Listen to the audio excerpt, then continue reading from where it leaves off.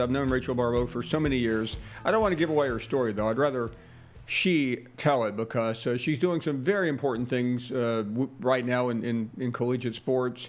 You may have heard her a couple of years ago on this program. But, Rachel, first of all, thank you for being here. It's so great to see you.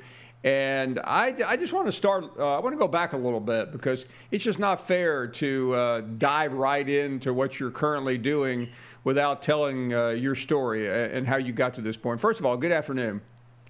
Hello, my friend. It's so great to be on with you, and I'm so grateful for somebody like you who continually gives me a platform and a voice to talk about the wonderful things that are happening on the collegiate side of sports. But yeah, I was with you, Paul. We've hosted some things together. We've sat side by side. I was a sportscaster for 17 years, and so blessed and honored to be the first female host on SiriusXM on their collegiate channels, vote for the Heisman, hosted the college football playoff. And then in 2016, I created this movement called I'm Changing the Narrative. And it originally started as Who Are You Away from the Field? And I originally started with football players, but then it expanded to all sports. And then we started talking to queens. And then we began to say, are you a king or a queen or royal every day of your life? And how do you treat people? And you have this amazing platform, and what are you doing with it? And then a couple of years ago, Paul, we really got into the mental health space. And not just mental health when things aren't going well, but mental fitness and self-care every single day. How are we taking care of ourselves? And Paul, again, it's just been a wild ride. Never thought I'd retire from sportscasting, but I did in 2019. And now we've been to 45 plus schools. We are partnered with the Big 12. We work with the Big 10. We're partnered with the Northern Sun. And we work with Customs and Border Patrol twice. I'm meeting with an NFL owner next week. It's on fire. And again, I'm grateful for somebody like you who will let me speak this great message. Well, Rachel, let's talk first about what you're doing, but Mm-hmm. I do want to come back because we have some time here, being a Friday afternoon. Later on, I would like to get into the media part of all this because it's so important right now considering what's been going on. But first of all, let's talk specifically about what you're doing. And you mentioned mental health. That's on everyone's mind at the moment. Yeah, it's huge.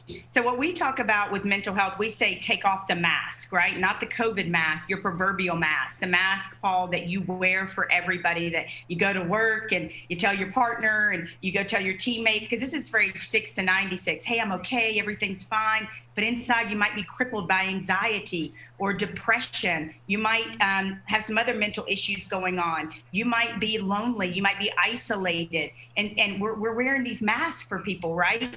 But inside, a lot of times we're struggling. And so we talk about that. We say, take off the mask. We say, more people are drawn to your imperfections than they ever were your perfections. There's also this idea, particularly when I speak to men, because I work with both kings and queens, there's this idea that's been passed down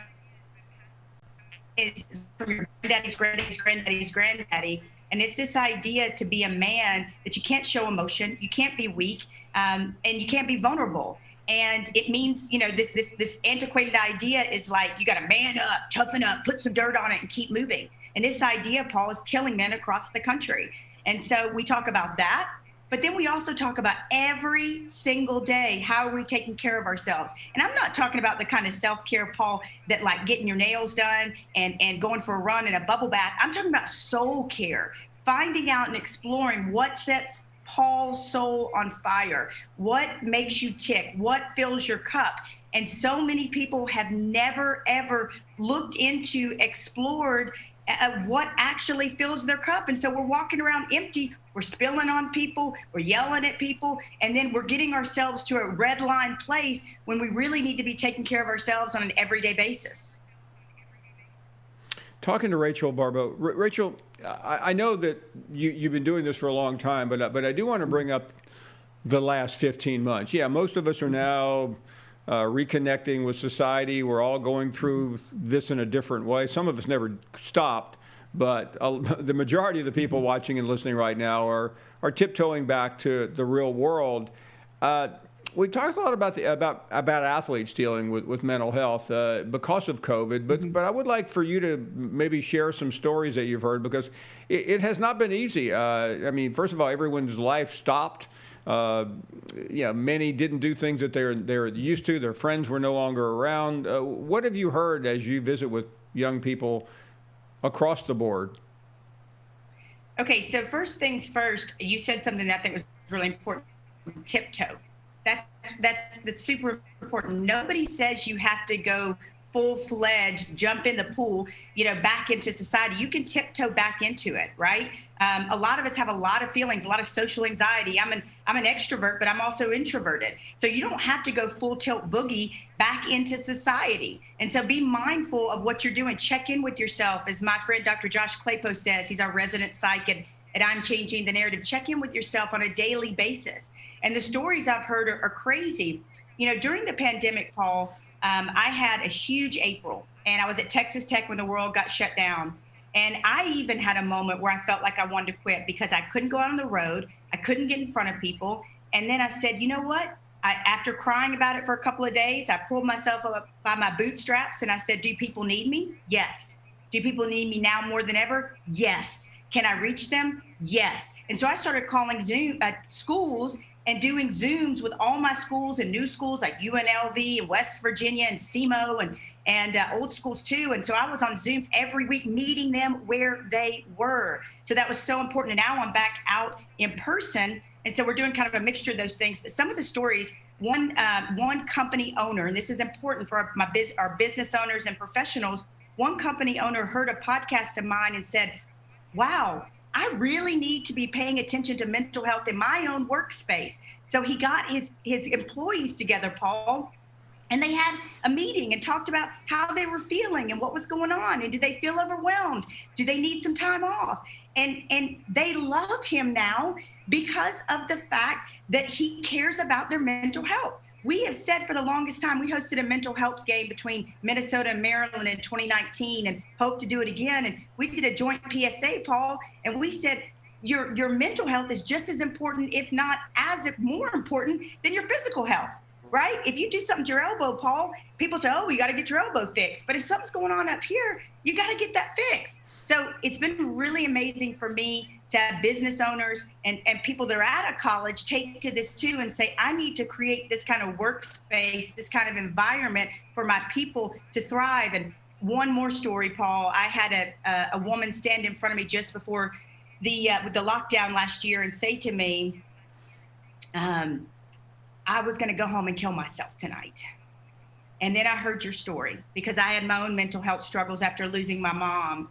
And because of you, I decided I'm not going to do that. I have a reason to live. And Paul, when somebody stands in front of you and says that to you, and it's happened more than once, it changes you profoundly, Paul. There's a question.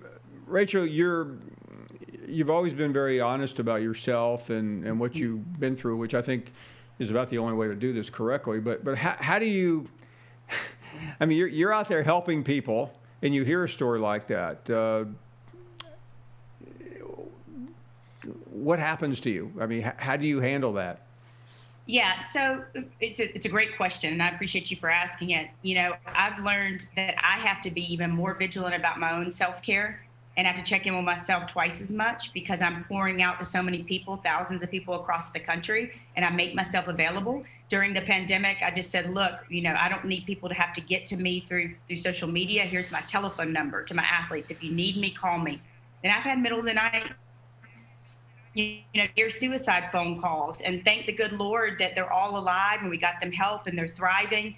And so I have to, a lot of times when I'm done, I have to go sit in a dark room, Paul. I have to just go sit and cry or sit and be. People want to take me out to dinner afterwards or what. I just need to be. Sometimes I sit in my car with my head on the steering wheel and I cry. And for me, it's God, but I thank God that I'm able to do this work and be there. And I ask, to know what to do to fill my own cup.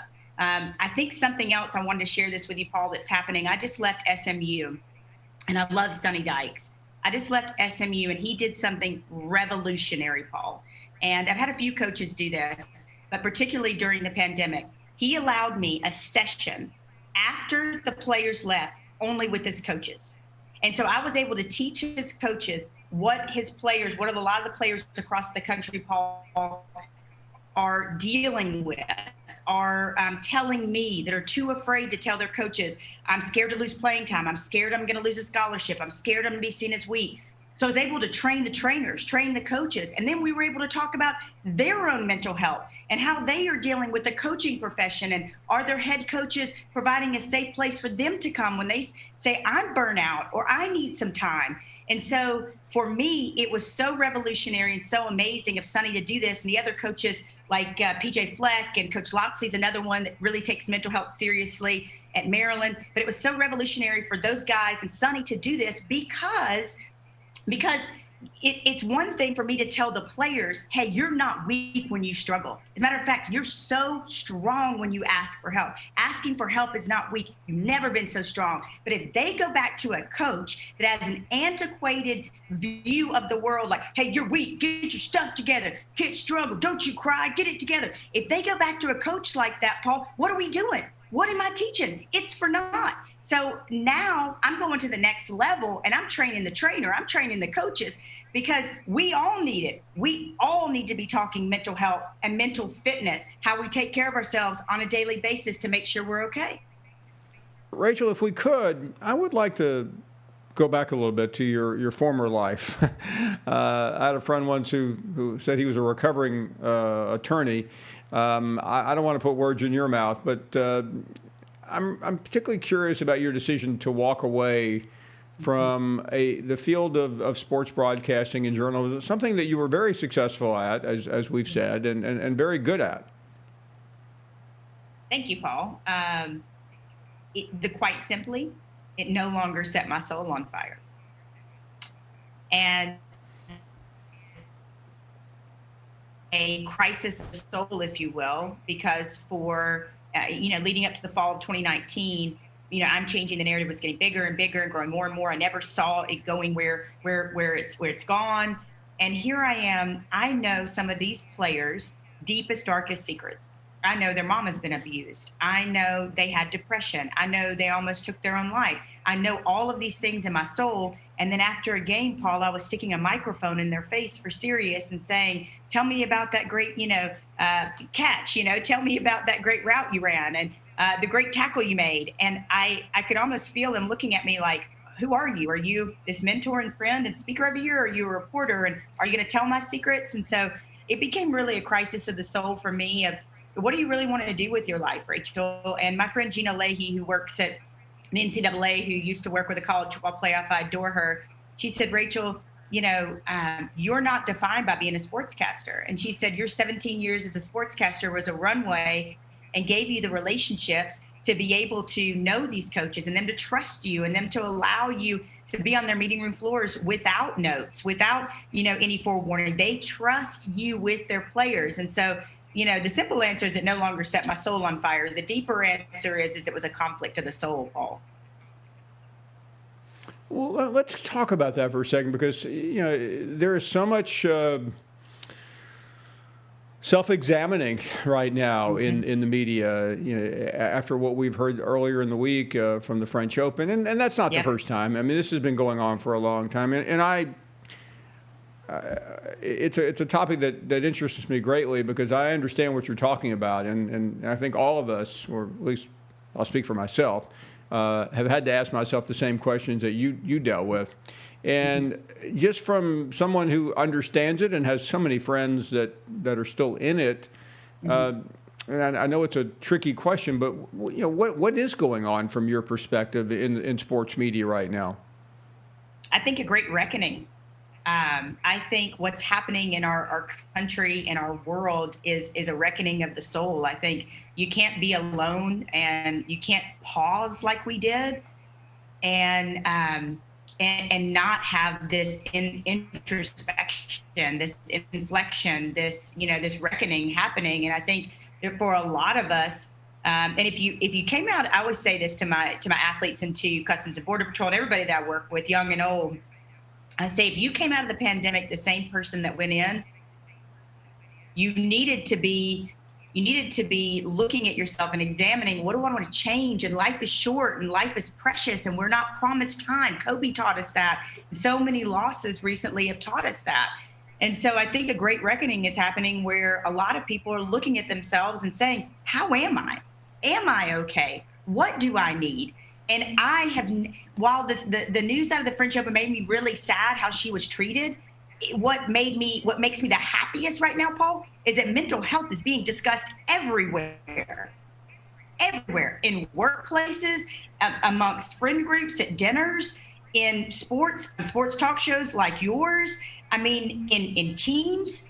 And I teach coaches how to have, and business owners, I teach them how to have small groups and how to have those uncomfortable conversations and how to get comfortable being uncomfortable, because that's where the magic happens, and how to take off the mask.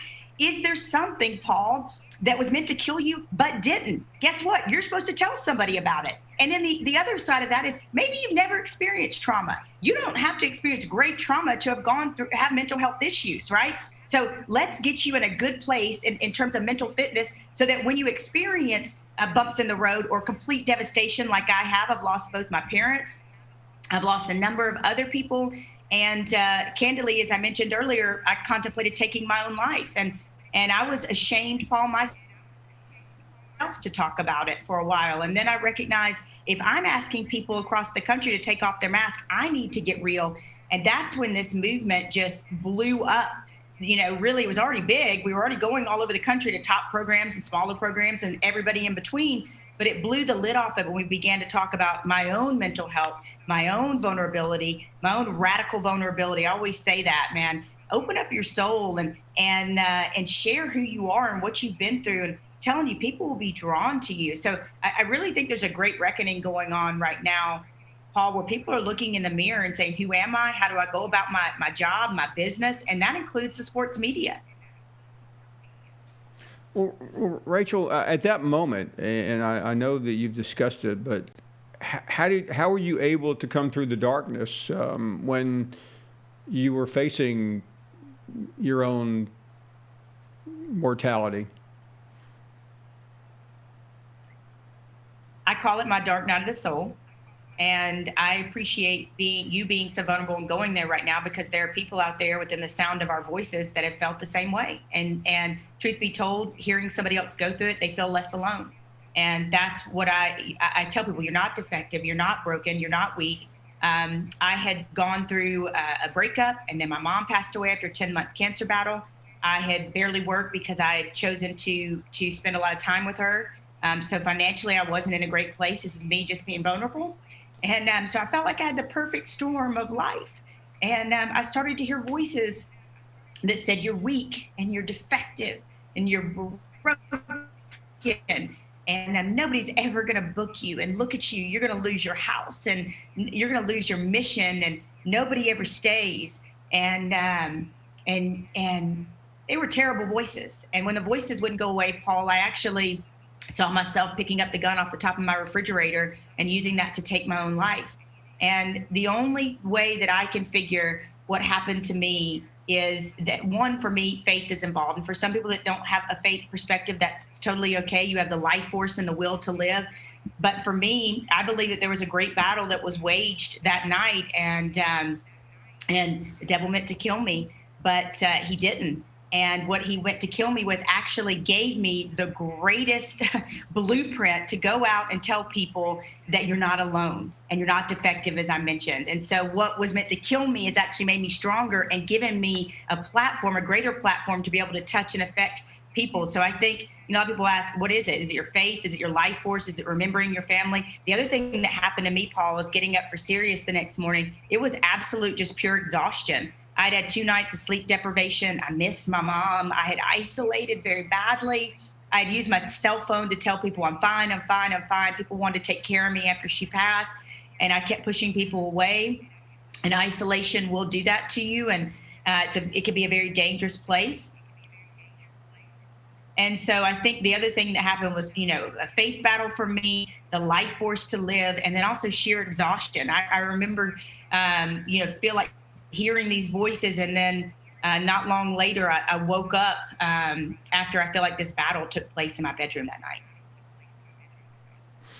Rachel, I'm not qualified to do anything other than ask you questions, but I do feel compelled to ask you this, because you're out talking to many, many people, you're influencing many, many people, you're helping many, many people, and you got through this. But Yeah. are you comfortable with, with resolution though? Because, and I'm concerned because, I've experienced this with friends and family, and everyone has their moments. But there has to be some concern, does there not, that you've transferred. I don't want to use the word transference. That's a big word. But you've transferred what you went through, and now you're helping people as a means of it being cathartic to yourself. I mean, do you feel good about where you are? Absolutely. And let me tell you what we're all about: providing tools, and I'm changing the narrative. First of all, I am unashamed and I am proud. I mean, I'm waving it like my freak flag over here. I'm in therapy. I read, I study, I'm in therapy. So look, my business manager, who's also an AA sponsor, a very wise person, he said afterwards, he said to me, Rachel, and here's something I want people to hear me on this. People would rather share your burdens than carry your casket. People, Paul, would rather share your burdens than carry your casket. I remember laying there and thinking, I don't want to burden anybody. And I remember people saying to me afterwards, when I finally talked about it, what you would have done to my life had you taken your own life. And so my business manager said, Rachel, you need to have 3 people that you can call that are your ride or die. Now I go across the country teaching this, okay? And I want to give him credit, give credit where credit is due as a good old journalist, right? And so you need to have 3 people that you can call if you've got a flat tire, if you are stuck on the side of the road, if you need groceries, or if you're in a bad mental space. And I don't care if it's 3 o'clock, 2 o'clock, the third person answered, the 4th person is a crisis hotline. Right? So now, Paul, if I ever get to that place, I have my 3 people I can call. And people always ask me, do they need to know if they're your people? Yes, tell them they're your people. And then teach them to go find their 3 people. And then everybody finds their next 3 people. And so this is a way to combat when we are feeling the way we're feeling. Because here's the reality, Paul. I'm a mental health advocate. I'm like you. I am not an expert. I wasn't schooled in this. I like to joke and say I'm a street therapist, but we point you to real help. But there's a thing, and it's facts versus feelings. Facts versus feelings. And your people and also therapy can tell you the difference in facts and feelings. What I was feeling that night, Paul, were all feelings. None of those things were facts. Okay. And so oftentimes we get so overwhelmed, athletes, coaches, moms, dads, professionals, kids, we get so overwhelmed with our feelings, but truth be told, they aren't fact. And if we can get past it, we can see that they aren't facts, right? But in the moment, Paul, it feels so overwhelming. One last question, and then we're going to run out of time. But because you are so well known and prominent, and I heard my friend Stephen A. Smith talk about this the other day, that he admitted his own issues. He lost his mother 4 years ago, and he didn't want to work that day, but he had to. Because it's not so much being well known, but so many people, because of their position, whether it's in their workplace or in their community, that they're more. I'm more concerned about. I'm not more concerned, but I do have great concern about those people, and I know you do as well, because we're so concerned what people think. How do those people get through it? I just told somebody today, I do some mentoring and coaching. I just told somebody today, the greatest thing that I've done in life, and it's a battle that I wage every day, but I have freed myself from what people think. I've freed myself from this albatross of perfectionism. I know that more people are drawn to me because of my idiosyncrasies and maybe my dark side and my not so lovely bits than they are my perfection. You know, it's very hard to relate to somebody's perfection, but Paul, people can relate to your imperfection. People can relate when you stumble over a line or you say something wrong. They say, oh, I'd do that if I were him, right? And so I think really unleashing yourself and doing it daily and saying, you know, I don't live to make other people happy and I don't need to be perfect. And again, another conversation recently with a very high person and well-to-do was saying, hey, they need you the most to speak to this event because they've got money and they're successful and they go to these events and they're like, life is great, everything's great, my wife is beautiful, business is great, my kids are going great, but inside they're dying. And Paul, it's a heavy, heavy burden to bear. And so we tell people, take off the mask, right? Find your trusted people that you can talk to. And we have resources on our website, imchangingthenarrative.org, to find mental health.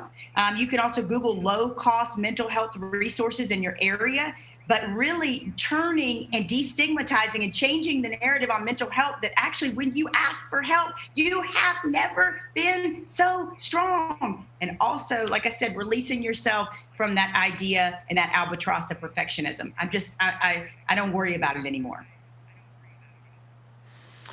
Rachel Baribeau, I'm Changing the Narrative founder, and I can't thank you enough. It's been too long. It's so great to hear your story, as difficult and as vexing as it has been. I know you're helping many, many people all over this country. Rachel, you be well. Please come back, and all the very, very best. Hey, and Paul, I just want to say thank you to you for being one of the media people that's currently still in it, that's willing to talk about this. It's not a great, fun conversation. It's not stats. It's not a game. It's not preseason polls. But we got to keep talking about it. Every time we talk about it, somebody like me and the next person that struggled and the next person feels less alone and feels less stigmatized. So thank you, Paul. Thank you, my friend, for having me on.